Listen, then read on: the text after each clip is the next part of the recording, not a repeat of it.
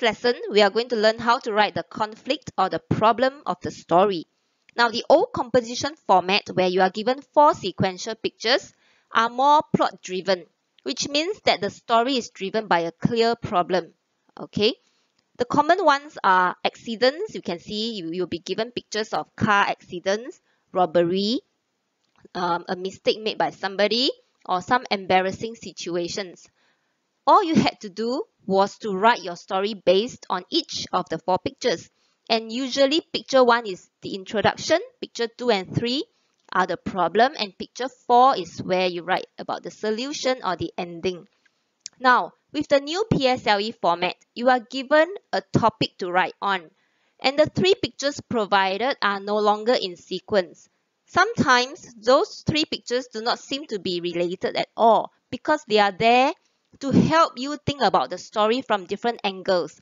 They are not meant to be in sequence or related.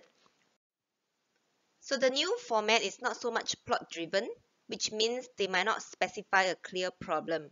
They do not tell you what problem the characters are facing.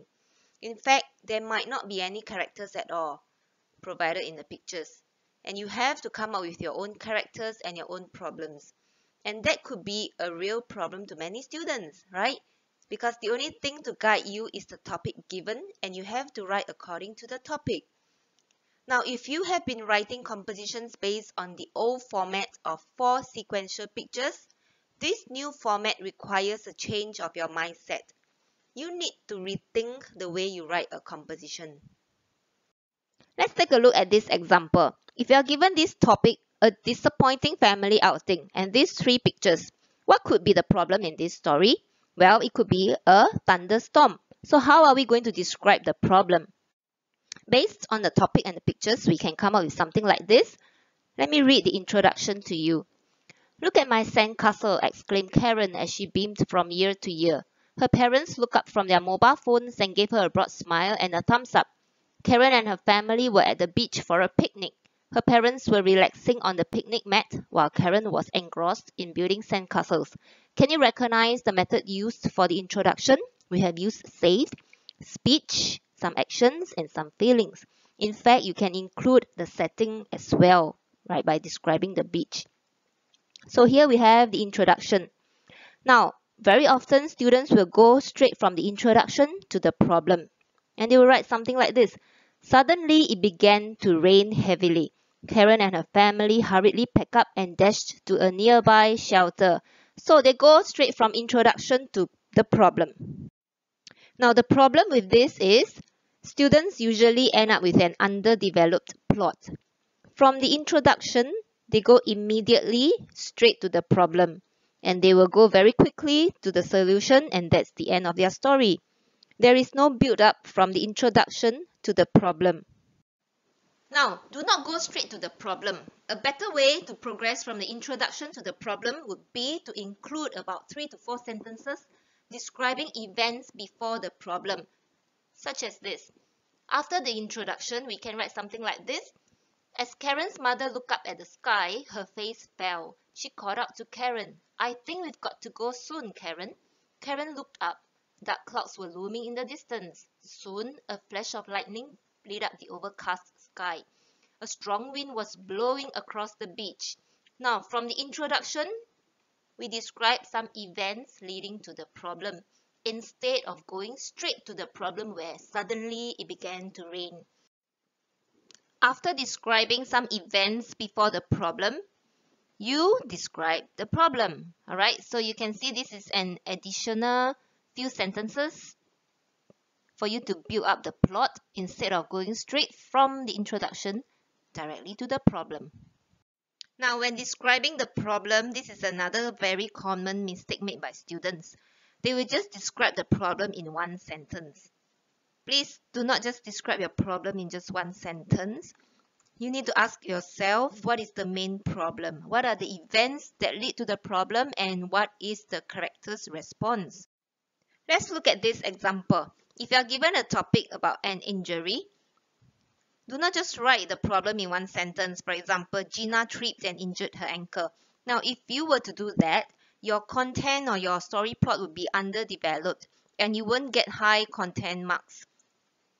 Do not describe your problem in just one sentence. Instead, ask yourself, what is the main problem? What are the events that lead to the problem? You need to describe that in maybe 3 to 4 sentences. And what is the character's response to the problem? All right, how did she feel? And what are her response and the response of people around her?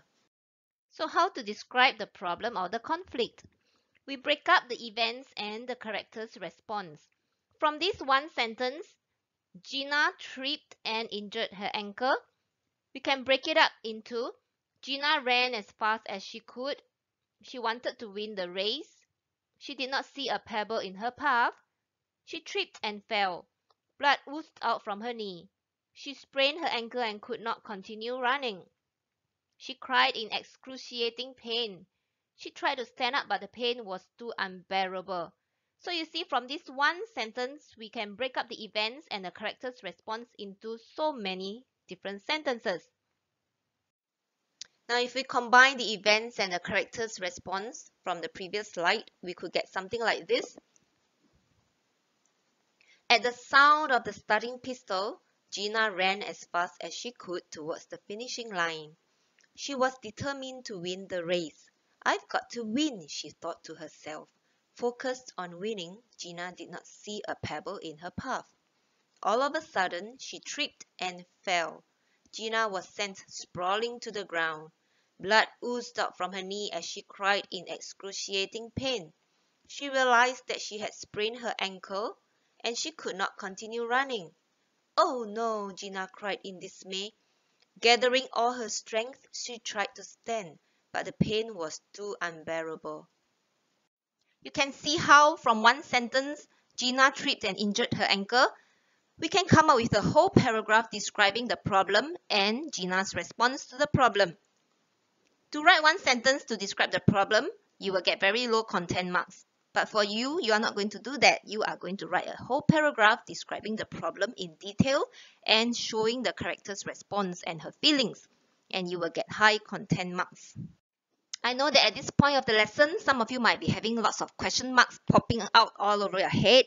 And you are asking, thinking, how can I write like that? The key is to break it up.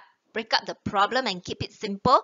Describe the problem one step at a time. And don't forget to describe the character's feelings and response to the problem.